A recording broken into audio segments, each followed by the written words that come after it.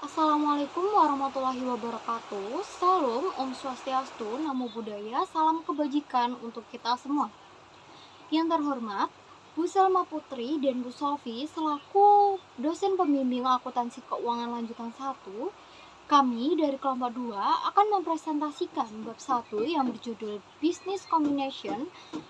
Sebelum masuk ke dalam materi, izinkan kami memperkenalkan diri masing-masing terlebih dahulu. Perkenalkan, nama saya Sherlyn Eka Prinia dengan NPM akhir 023. Perkenalkan, nama saya Nur Sabrina Melani dengan NPM akhir 024. Perkenalkan, nama saya Talita Nindya Sutiningtyas dengan NPM akhir 030. Perkenalkan, nama saya Nabila Fitri Alia dengan nomor NPM akhir 129. Baik, perkenalkan saya Nindi Salsabella Firdaus dengan NPM akhir 132. Perkenalkan, nama saya Ingin Nurita Arasi Inayah dengan NPM akhir 144. Perkenalkan, nama saya Novita Safitri Anggraini dengan NPM akhir 151. Perkenalkan, nama saya Siti Bunga Anjung Permata dengan NPM akhir 166. Perkenalkan, nama saya Debbie Maura dengan NPM akhir 216. Perkenalkan, nama saya Diana Vitasari dengan akhiran NPM 356. Sebelum masuk ke dalam alasan penggabungan bisnis dan pertimbangan antitrust, terdapat 3 tipe kombinasi bisnis. Yang pertama yaitu integrasi horizontal. Integrasi sendiri merupakan penggabungan. Nah, integrasi horizontal memiliki arti bergabungnya perusahaan yang berada pada lini bisnis dan pasar yang sama. Lalu yang kedua ada integrasi vertikal, yaitu bergabungnya perusahaan yang memiliki kegiatan yang berbeda, tapi baik tingkat produksi atau distribusinya ini sangat berurutan. Jadi dari hulu ke hilir, seperti contohnya dari industri persawahan hingga menghasilkan produk jadi yaitu nasi yang biasa kita konsumsi. Lalu yang ketiga ada konglomerasi, yaitu bergabungnya perusahaan yang melakukan kegiatan tidak berhubungan dan menghasilkan barang atau jasa yang berbeda. Lalu terdapat beberapa alasan dilakukannya kombinasi bisnis. Yang pertama yaitu untuk mengurangi biaya. Nah, karena mereka ini meyakini dengan bergabungnya 2 atau lebih perusahaan ini, maka beberapa biaya ini dapat dikurangi, khususnya supply chain.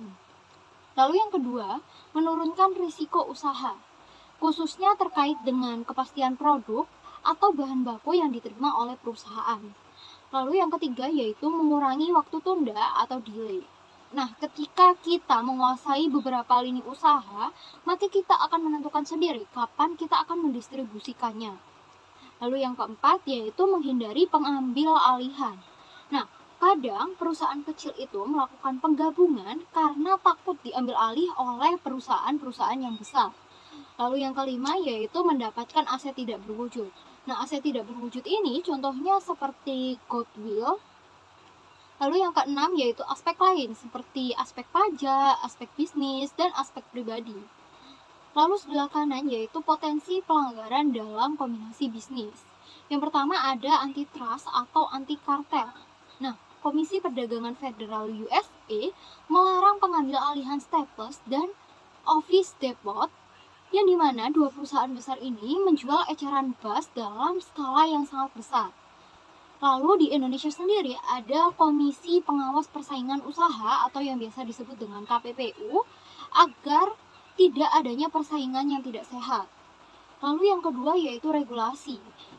Nah, di regulasi ini seperti Federal Reserve Board, Department of Transportation, Department of Energy, Federal Communication Commission.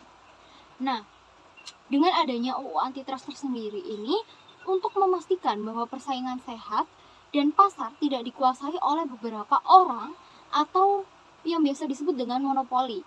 Nah, monopoli sendiri adalah harga yang ditentukan oleh sebuah produsen yang mengakibatkan konsumen ini merasa dirugikan. Selanjutnya yaitu materi mengenai bentuk hukum dari kombinasi bisnis. Kombinasi bisnis ini mencakup semua bentuk penggabungan entitas bisnis yang sebelumnya terpisah. Tujuannya ini tentu saja untuk memperluas kegiatan usaha, memperoleh aset, ataupun mendapatkan kendali atas operasi perusahaan lain. bentuk hukumnya ini terbagi menjadi 3, yaitu yang pertama akuisisi. Akuisisi ini apabila suatu perusahaan mengambil alih perusahaan lain, baik dengan cara membeli aset produktif ataupun membeli mayoritas saham voting. Dengan membeli mayoritas saham, perusahaan pengakuisisi ini dapat mengendalikan operasional perusahaan yang diambil alih. Dalam akuisisi, perusahaan yang diakuisisi ini tidak harus dibubarkan dan masih dapat tetap beroperasi, sehingga terdapat 2 istilah, yaitu holding company atau perusahaan induk, yaitu perusahaan yang mengambil alih, dan subsidiary atau anak perusahaan, yaitu perusahaan yang diambil alih. Kemudian yang kedua adalah merger. Merger ini apabila satu perusahaan mengambil alih perusahaan lain, seluruh operasi perusahaan lain, kemudian perusahaan yang diambil alih dibubarkan. Nah, merger ini berbeda dengan akuisisi yang perusahaan yang diakuisisi ini tidak harus dibubarkan, sedangkan merger ini perusahaan yang diakuisisi ini harus dibubarkan. Artinya, dalam merger ini hanya ada satu perusahaan yang tetap bertahan, sedangkan perusahaan lain ini harus berhenti secara hukum. Kemudian yang ketiga adalah konsolidasi. Konsolidasi ini apabila 2 atau lebih perusahaan dibubarkan, kemudian dibentuk perusahaan baru untuk mengambil alih aset dan operasi perusahaan tersebut. Dengan demikian, konsolidasi ini menghasilkan satu entitas baru sebagai pengganti perusahaan-perusahaan lama. Kemudian konsep akuntansi kombinasi bisnis. Dalam konsep akuntansi, yang paling ditekankan adalah bahwa perusahaan-perusahaan yang sebelumnya terpisah menjadi satu entitas karena sumber daya dan operasinya berada di bawah satu kendali manajemen tanpa harus ada pembubaran secara hukum.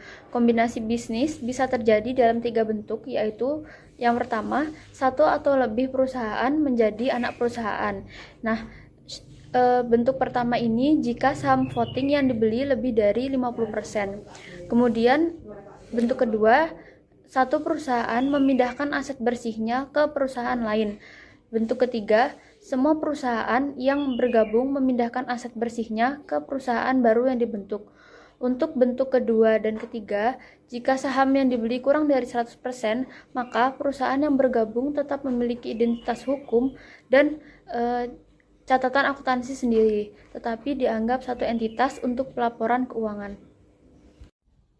Selanjutnya, kita akan membahas tentang sejarah akuntansi kombinasi bisnis. Nah, topik ini itu kompleks dan kontroversial, karena semulanya pada tahun 1950, ini ada metode yang dikenal sebagai pooling of interest. Nah, ini adalah perusahaan ini memiliki kebebasan memilih antara 2 metode, pooling atau purchase. Nah, masalahnya pilihan metode ini seringkali bukan didasari oleh substansi ekonomi, melainkan kepentingan manajemen untuk memoles laporan keuangan. Nah, metode pooling ini mencatat penggabungan usaha hanya berdasarkan nilai buku historis atau angka masa lalu yang seringkali sudah tidak relevan di masa depan. Nah, bayangin nih, Anda itu beli perusahaan yang asetnya itu nilainya tinggi di pasar saat ini, tapi pencatatannya ini dengan metode pooling, jadi harganya itu murah karena sesuai dengan catatan pembukuan yang lama. Nah, ini akan menciptakan distorsi. Investor itu jadi bingung karena 2 perusahaan yang melakukan transaksi serupa bisa menghasilkan laporan laba rugi yang sangat berbeda karena beda metode pencatatannya. Nah, menyadari kekacauan ini, pada bulan Agustus 1999, FASB ini mengambil langkah tegas. Mereka menerbitkan laporan yang mengusulkan penghapusan metode pooling. Argumennya itu kuat karena metode pooling ini menyembunyikan realitas ekonomi. Metode ini mengabaikan nilai pertukaran yang sebenarnya terjadi pada saat transaksi, sehingga investor kehilangan kemampuan untuk menilai apakah akuisisi tersebut benar-benar menguntungkan atau justru merugikan di masa depan. GAAP atau Standar Akuntansi Amerika Serikat pada umumnya mengharuskan pencatatan aset berdasarkan nilai wajar, dan pooling ini melanggar prinsip tersebut. Lalu, solusi akhirnya FASB menyimpulkan bahwa secara ekonomi hampir tidak ada yang namanya penggabungan setara. Kenyataannya, dalam setiap kombinasi bisnis itu pasti ada satu pihak yang mengambil alih kendali atas pihak lain.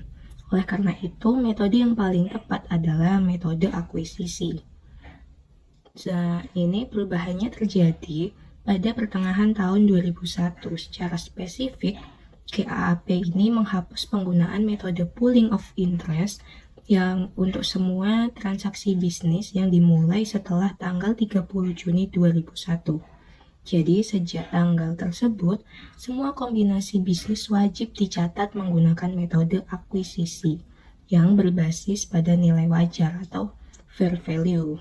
Namun perlu dicatat bahwa aturan tahun ini tidak berlaku surut. Jadi, untuk transaksi masa lalu yang sudah terlanjur dicatat dengan metode pooling dibiarkan apa adanya. Ini yang disebut dengan istilah grandfathering. Nah, keputusan ini bukan hanya soal aturan domestik Amerika. Ini adalah bagian dari proyek besar konvergensi internasional. Dengan menghapus pooling, standar akuntansi Amerika atau GAAP menjadi sejalan dengan standar pelaporan keuangan internasional IFRS.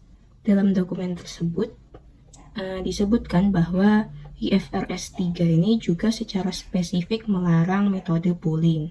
Bahkan Ketua IASB saat itu, Sir David Tweedie, menyatakan bahwa kesepakatan ini adalah langkah signifikan untuk mencapai satu bahasa akuntansi global yang berkualitas tinggi. Hasilnya, laporan keuangan perusahaan di berbagai negara kini jauh lebih mudah dibandingkan dan lebih transparan bagi investor global. Selanjutnya akan dijelaskan oleh rekan saya. Selanjutnya, saya akan menjelaskan mengenai akuntansi untuk kombinasi bisnis sebagai akuisisi. Jadi, GAAPP mensyaratkan bahwa semua kombinasi bisnis setelah 15 Desember pada tahun 2008 itu harus dicatat dengan metode akuisisi menggunakan nilai wajar. Kemudian ada biaya yang dikeluarkan oleh pihak pengakuisisi untuk memperoleh perusahaan lain dalam suatu kombinasi bisnis yang diukur berdasarkan yang pertama itu ada jumlah kas yang dibayarkan, yang kedua ada nilai wajar aset lain yang diserahkan, dan yang ketiga ada nilai wajar saham atau sekuritas yang diterbitkan. Kemudian untuk perlakuan biaya dalam kombinasi bisnis, di antaranya itu yang pertama ada biaya langsung yang terdiri dari akuntansi, hukum, konsultan, dan perantara, dan biaya tidak langsung yang terdiri dari gaji, penyusutan, sewa, penutupan fasilitas itu dibebankan sebagai beban. Lalu untuk biaya penerbitan saham yang terdiri dari biaya registrasi dan penerbitan efek itu tidak dibebankan ke laba rugi, melainkan dicatat sebagai pengurangan tambahan modal di setor. Nah, untuk dampak kombinasi bisnis dengan metode akuisisi ini terhadap laporan keuangan adalah seluruh aset dan liabilitas yang diperoleh dicatat sebesar nilai wajar pada tanggal akuisisi, sehingga mencerminkan kondisi ekonomi yang sebenarnya. Jadi, apabila harga perolehan perusahaan lebih besar daripada nilai wajar aset neto yang diperoleh, maka selisih tersebut diakui sebagai goodwill yang dicatat sebagai aset. Selain itu, biaya-biaya yang timbul dalam proses akuisisi tidak semuanya menambah nilai investasi, melainkan memenuhi laporan keuangan secara langsung, di mana biaya langsung diakui sebagai beban dalam laporan laba rugi, sedangkan biaya yang berkaitan dengan penerbitan saham dicatat sebagai pengurang ekuitas, khususnya pada tambahan modal di setor. Dengan demikian, akuisisi tidak hanya berdampak pada aset dan liabilitas, tetapi juga memengaruhi laba dan struktur ekuitas perusahaan. Selanjutnya, ada 2 contoh jurnal akuisisi, di antaranya itu ada pencatatan akuisisi dengan penerbitan saham dan pencatatan biaya tambahan kombinasi bisnis. Jurnal yang pertama tersebut menunjukkan pencatatan akuisisi perusahaan dengan cara menerbitkan saham, yang artinya perusahaan tidak membayar dengan kas tetapi menggunakan sahamnya sebagai alat pembayaran untuk memperoleh perusahaan lain. Nah, pada sisi debit, akun investasi pada Sound menunjukkan bahwa perusahaan memperoleh aset berupa investasi pada perusahaan yang diakuisisi. Nilai investasi ini diukur berdasarkan nilai wajar saham yang diterbitkan, karena dalam metode akuisisi semua transaksi diukur dengan nilai wajar. Nah, pada sisi kredit terdapat modal saham yang dicatat sebesar nilai nominal saham yang diterbitkan. Nah, ini mencerminkan jumlah saham yang dikeluarkan berdasarkan nilai nominalnya. Selain itu, terdapat tambahan modal disetor yang merupakan selisih antara nilai wajar saham dengan nilai nominalnya. Selisih ini menunjukkan bahwa saham diterbitkan di atas nilai nominal. Nah, secara keseluruhan, jurnal ini menggambarkan bahwa perusahaan memperoleh investasi aset bertambah dengan cara meningkatkan ekuitas, yaitu melalui penerbitan saham. Tidak ada kas yang keluar karena pembayaran dilakukan menggunakan saham, dan nilai investasi yang dicatat adalah sebesar nilai wajar imbalan yang diberikan. Kemudian ada jurnal yang kedua menunjukkan pencatatan biaya tambahan yang timbul dalam proses akuisisi perusahaan, yang artinya biaya-biaya yang dikeluarkan selama proses akuisisi tidak semuanya dimasukkan sebagai bagian dari nilai investasi, tetapi diperlakukan sesuai dengan jenisnya. Nah, pada sisi debit, akun beban investasi menunjukkan bahwa biaya langsung seperti jasa perantara dan konsultan diakui sebagai beban pada periode terjadinya. Nah, hal ini berarti biaya tersebut akan mengurangi laba perusahaan dan berdampak pada penurunan ekuitas. Nah, selain itu terdapat akun tambahan modal disetor yang berkurang. Penurunan ini disebabkan oleh biaya yang berkaitan dengan penerbitan saham seperti biaya pendaftaran dan penerbitan efek. Biaya ini tidak diakui sebagai beban, melainkan sebagai pengurang ekuitas karena berhubungan langsung dengan transaksi penerbitan saham. Nah, pada sisi kredit, akun kas menunjukkan bahwa perusahaan mengeluarkan kas atau aset lain untuk membayar seluruh biaya tersebut, sehingga aset perusahaan berkurang. Secara keseluruhan, jurnal ini menggambarkan bahwa biaya tambahan dalam akuisisi tidak menambah nilai investasi, melainkan memengaruhi laba melalui beban serta mengurangi ekuitas melalui tambahan modal disetor dan menyebabkan penurunan aset perusahaan. Nah, selanjutnya di sini ada pencatatan nilai wajar dalam akuisisi. Nah, langkah pertama ini sangat krusial dalam akuntansi akuisisi, adalah menentukan nilai wajar dari semua aset dan liabilitas. Nah, semua aset ini berupa aset berwujud dan tidak berwujud. Nah, proses ini biasanya melibatkan penilaian independen, seperti waktu pencatatan dilakukan pada tanggal akuisisi. Nah, ada 3 tingkat level estimasi nilai wajar, yaitu yang pertama ada level 1 berdasarkan harga pasar yang berlaku. Nah, untuk level yang kedua yaitu menggunakan nilai tunai arus kas masa depan dengan tingkat suku bunga yang dapat diobservasi. Nah, untuk yang ketiga yaitu berdasarkan estimasi internal perusahaan, lalu penentuan aset dan liabilitas yang diidentifikasi. Nah, penting untuk diingat bahwa kita tidak sekedar hanya menyalin angka dari buku lama perusahaan yang dibeli. Bahkan jika perusahaan lama ini telah menghapus biaya paten atau formula, kita sebagai pengakuisisi ini harus memberi nilai wajar pada aset tersebut. Untuk masalah hukum atau kontingensi, kita ini mengakuinya jika ada kemungkinan besar terjadi kerugian dan angkanya jelas. Nah, untuk perhitungan goodwill, mengapa goodwill lama perusahaan yang diakuisisi ini tidak dicatat? Karena goodwill adalah aset yang tidak dapat diidentifikasi secara terpisah. Kita menghitung goodwill ini baru sebagai selisih antara total harga yang kita bayar, termasuk kepentingan non-pengendalian, dengan nilai bersih aset yang kita terima pada tanggal akuisisi. Nah, A ini adalah agregat dan yang B ini adalah neto, di mana nilai wajar aset yang diidentifikasi ini dikurangi liabilitas yang diambil alih. Lalu selanjutnya ada pengakuan aset tak berwujud lainnya. Nah, kriteria pengakuan ASC 805-20 ini, di mana tidak semua aset tak berwujud ini masuk ke dalam goodwill. Nah, aset tak berwujud ini harus dipisahkan dari goodwill jika memenuhi salah satu dari dua kriteria, yaitu yang dimana yang pertama ada kriteria separability yang bisa dipisahkan atau dibagi untuk dijual, dialihkan, atau disewakan. Lalu yang kedua ada kriteria kontraktual legal. Nah, di mana timbul dari hak kontraktual atau hukum lainnya. Yang bisa disebut yaitu maka harus dicatat sebagai aset tak berwujud tersendiri. Jika tidak memenuhi salah satu kriteria ini, barulah ia digabung ke dalam goodwill. Nah, yang pertama kan saya bahas di sini adalah mengenai imbalan kontingensi dalam akuisisi. Kombinasi bisnis dapat mencakup pembayaran tambahan kepada pemegang saham sebelumnya dari perusahaan yang diakuisisi, yang bergantung pada peristiwa atau transaksi di masa depan.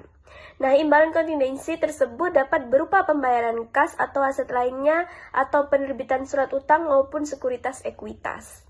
Imbalan kontingensi dalam suatu akuisisi itu harus diukur dan dicatat sebesar nilai wajar pada tanggal akuisisi dan dicatat sebagai bagian dari consideration transferred berdasarkan estimasi jumlah yang akan dibayarkan saat kondisi terpenuhi. Nah, ini diklasifikasikan menjadi ekuitas dan liabilitas. Jika diklasifikasikan sebagai ekuitas, tidak dilakukan pengukuran ulang sampai kontingensi diselesaikan. Namun, jika diklasifikasikan sebagai liabilitas, maka nilai wajarnya diukur ulang setiap periode dan selisihnya diakui dalam laba rugi. Selanjutnya ada perbandingan biaya dan nilai wajar. Setelah menetapkan nilai wajar untuk seluruh aset teridentifikasi yang diperoleh dan liabilitas yang diambil alih, maka biaya investasi itu dibandingkan dengan total nilai wajar aset teridentifikasi dikurangi dengan liabilitas. Jika biaya investasi melebihi nilai wajar bersih, maka selisih tersebut pertama-tama dialokasikan ke aset bersih teridentifikasi sesuai dengan nilai wajarnya, dan sisa kelebihannya itu akan dicatat sebagai goodwill. Dalam beberapa kombinasi bisnis, total nilai wajar aset teridentifikasi yang diperoleh setelah dikurangi liabilitas tadi dapat melebihi biaya perolehan perusahaan yang diakuisisi. Keuntungan dari pembelian dengan harga murah atau bargain purchase tersebut diakui sebagai keuntungan biasa atau ordinary gain oleh pihak pengakuisisi. Nah, selanjutnya ada kontroversi goodwill. GAAP ASC 350-20 mendefinisikan goodwill sebagai selisih lebih antara biaya perolehan investasi dengan nilai wajar aset bersih yang diterima. Secara teoritis, goodwill merupakan ukuran nilai kini dari proyeksi kelebihan laba masa depan perusahaan gabungan dibandingkan dengan laba normal dari bisnis sejenis. Goodwill ini bersifat subjektif dan bergantung pada estimasi. Berdasarkan GAAP saat ini, goodwill itu tidak diamortisasi. Selain itu, terdapat pula kontroversi terkait perlakuan pajak atas goodwill. Dalam beberapa kasus, perusahaan diperbolehkan mengurangkan amortisasi goodwill untuk tujuan pajak selama periode 15 tahun. Baik, di sini saya akan menjelaskan standar akuntansi yang berlaku pada saat ini, yaitu GAAP untuk goodwill dan aset tak berwujud lainnya. Nah, GAAP ini merevisi standar akuntansi untuk goodwill pada tahun 2001. GAAP mempertahankan perhitungan dasar goodwill, namun standar yang direvisinya itu mengurangi banyak kontroversi sebelumnya.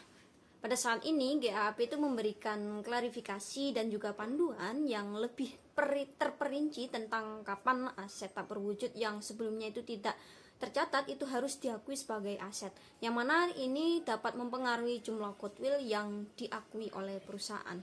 Nah, berdasarkan GAAP pada saat ini, perusahaan itu mencatat goodwill tetapi tidak mengamortisasinya. Padahal GAAP itu mengharuskan perusahaan untuk secara berkala menilai, mengetahui apakah ada penurunan nilai. Nah, penurunan nilai ini terjadi ketika nilai goodwill itu yang tercatat lebih besar daripada nilai wajarnya. Dalam menghitung nilai wajar goodwill itu sama dengan perhitungan pada awal saat akuisisi. Jika terjadi penurunan nilai, maka perusahaan akan menurunkan nilai goodwill ke jumlah estimasi yang baru dan juga akan mencatat kerugian penyeimbang dalam perhitungan laba bersih untuk periode tersebut.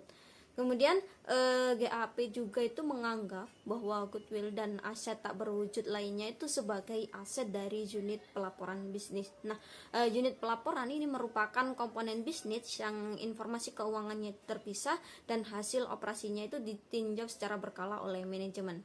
GAAP sendiri secara spesifik itu mengatur akuntansi untuk aset tak berwujud yang dikembangkan secara internal seperti biaya pengembangan internal, pemeliharaan atau pemulihan aset tak berwujud yang tidak dapat diidentifikasi secara spesifik dan juga yang memiliki masa manfaat tidak terbatas atau yang melekat pada bisnis berkelanjutan dan terkait dengan entitas secara keseluruhan itu harus diakui sebagai beban atau expense pada saat terjadi. Selanjutnya saya akan menjelaskan pengakuan dan pengukuran kerugian penurunan nilai. Nah, uji penurunan nilai goodwill ini meliputi 2 langkah, yaitu langkah yang pertama, perusahaan itu harus membandingkan nilai tercatat atau nilai buku dengan nilai wajar pada tingkat unit pelaporan bisnis. Kemudian, nilai yang tercatat ini mencakup jumlah goodwill. Jika nilai wajar itu kurang dari nilai yang tercatat, maka perusahaan itu harus melanjutkan ke langkah yang kedua, yaitu bagian pengukuran kerugian penurunan nilai. Nah, langkah kedua ini memerlukan perbandingan nilai yang tercatat goodwill dengan nilai wajar yang tersirat. Nah, perusahaan itu harus kembali melakukan perbandingan pada tingkat unit pelaporan bisnis. Jika nilai yang tercatat itu melebihi nilai wajar tersirat goodwill, maka perusahaan harus mengakui kerugian penurunan nilai untuk selisih tersebut. Perlu diingat bahwa jumlah kerugian ini tidak boleh melebihi nilai tercatat goodwill. Jadi perusahaan itu tidak dapat membalikkan kerugian penurunan nilai yang telah diakui sebelumnya. Nah, perusahaan itu juga harus melakukan uji penurunan goodwill setidaknya setiap tahun. Nah, GAAP itu mensyaratkan pengujian penurunan nilai ini apabila sering terjadi pada peristiwa yang berikut ini, yaitu perubahan merugikan yang signifikan dalam faktor hukum atau iklim bisnis. Yang kedua, tindakan atau penilaian yang merugikan dari regulator, persaingan yang tidak terduga, kemudian kehilangan personel kunci, atau yang kemungkinan besar bahwa unit pelaporan atau sebagian besar unit pelaporan itu dijual. Kemudian penurunan nilai atau pelepasan aset jangka panjang yang signifikan dalam unit pelaporan. Kemudian yang terakhir yaitu pengakuan kerugian penurunan nilai goodwill dalam laporan keuangan dari anak perusahaan. Selanjutnya adalah amortisasi versus non-amortisasi. Di sini saya akan menjelaskan mengenai perbedaan perlakuan akuntansi terhadap aset tidak berwujud berdasarkan umur manfaatnya menurut GAAP atau Generally Accepted Accounting Principles. Jadi yang pertama ada aspek dari umur manfaat. Untuk umur manfaat, amortisasi itu berlaku untuk aset yang tidak berwujud dengan umur manfaat terbatas atau definite. Sedangkan non-amortisasi itu berlaku untuk aset dengan umur manfaat tidak terbatas atau indefinite. Kemudian dari aspek yang kedua yaitu perlakuan akuntansi. Aset dengan umur terbatas diamortisasi, artinya nilainya dialokasikan sebagai beban selama masa manfaatnya. Sedangkan aset dengan umur tidak terbatas itu tidak diamortisasi karena tidak ada batas waktu manfaat yang jelas. Lalu aspek yang ketiga adalah aspek pengujian. Aset yang diamortisasi itu diuji melalui jadwal amortisasi secara sistematis setiap periode. Dan aset yang tidak diamortisasi itu wajib diuji impairment untuk memastikan nilainya tidak melebihi nilai yang dapat dipulihkan. Lalu contohnya untuk yang amortisasi itu adalah hak paten dengan masa berlaku tertentu Contoh untuk yang non-amortisasi itu adalah goodwill dan merek terkenal yang manfaatnya dianggap tidak terbatas. Yang selanjutnya ada persyaratan pengungkapan atau disclosure requirements. Jadi pada materi ini saya akan menjelaskan mengenai kewajiban pengungkapan informasi dalam business combination sesuai dengan GAAP yang bertujuan agar pengguna laporan keuangan itu dapat memahami substansi ekonomi dari transaksi akuisisi. Jadi di sini ada empat kategori utama untuk aturan pengungkapan. Nah, yang pertama itu ada pengungkapan untuk periode laporan saat business combination terjadi.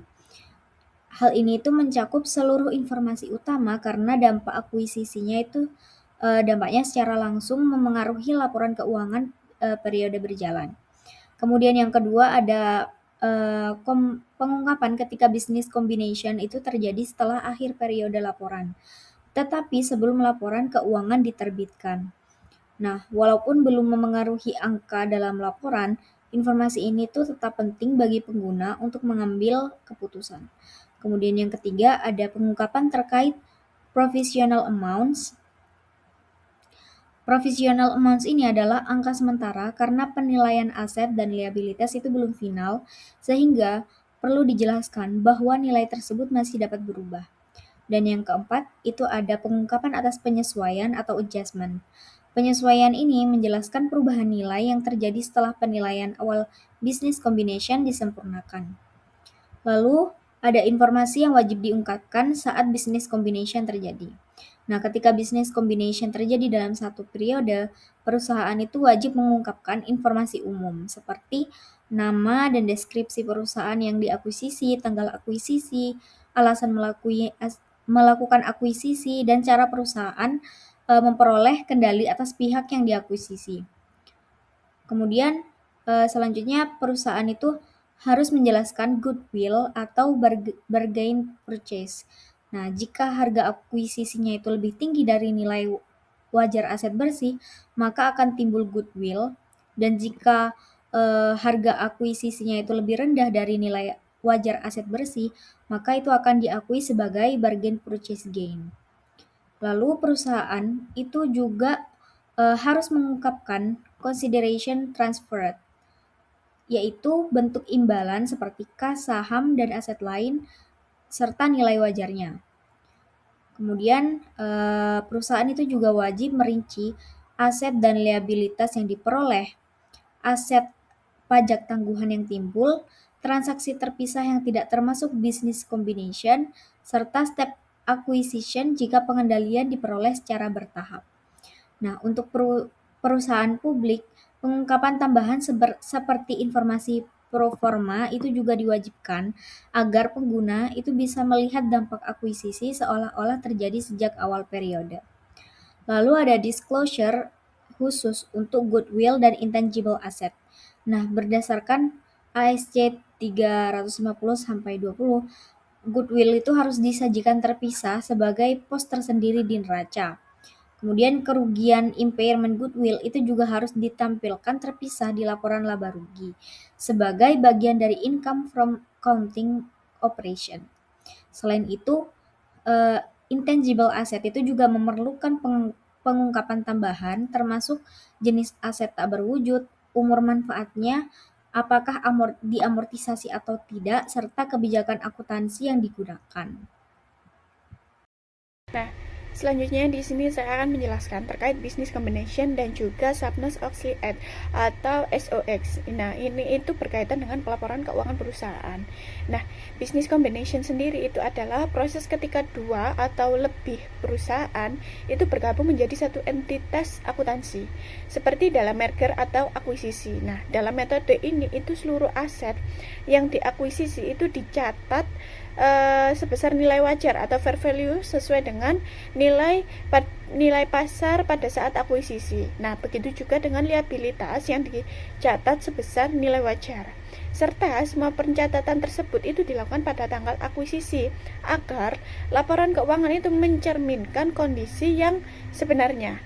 Nah, selain itu di sini juga menjelaskan terkait Sarbanes-Oxley Act atau SOX. Nah, yaitu undang-undang yang dibuat Amerika Serikat dengan tujuan untuk mencegah manipulasi laporan dan juga melindungi investor agar mendapatkan informasi yang jujur dan juga transparan, serta memperkuat pengawasan perusahaan melalui aturan yang lebih ketat dan peningkatan tanggung jawab manajemen. Nah, dengan demikian undang-undang ini itu berperan penting untuk memastikan bahwa laporan keuangan, terutama dalam business combination, itu disajikan dengan jujur, akurat, dan juga dapat dipercaya. Baik, di sini saya akan menjelaskan mengenai pooling of interest, di mana pooling of interest ini adalah metode akuntansi penggabungan usaha di mana dua atau lebih perusahaan bersatu menjadi satu entitas dengan mencatat aset, kewajiban, dan ekuitas berdasarkan nilai buku. Konsep dasar dari pooling of interest ini yaitu berdasarkan asumsi bahwa pemilik saham bersatu melalui pertukaran saham ekuitas tanpa ada perusahaan yang mengakuisisi perusahaan lain. Operasi dan kepemilikan tetap berlanjut dalam entitas akuntansi baru. Kemudian ada kata kunci untuk memahami pooling of interest. Ada beberapa poin. Yang pertama yaitu merupakan metode dua perusahaan yang bergabung namun kedudukannya setara. Kemudian proses perhitungannya menggunakan nilai buku. Kemudian tidak boleh muncul akun baru seperti goodwill. Kemudian total ekuitas tidak berubah atau disesuaikan dengan nilai ekuitas yang lama. Kemudian jika ada selisih, biasanya akan menyesuaikan akun ekuitas, yaitu akun laba ditahan. Namun, metode pooling of interest ini tidak lagi diterapkan karena tidak mencerminkan nilai pasar sesungguhnya. Kemudian, penerapan IFRS 3 dan PSAK 22 mewajibkan untuk menggunakan metode akuisisi. Sekian presentasi dari kelompok kami. Mohon maaf apabila ada salah kata maupun perbuatan. Terima kasih. Wassalamualaikum warahmatullahi wabarakatuh.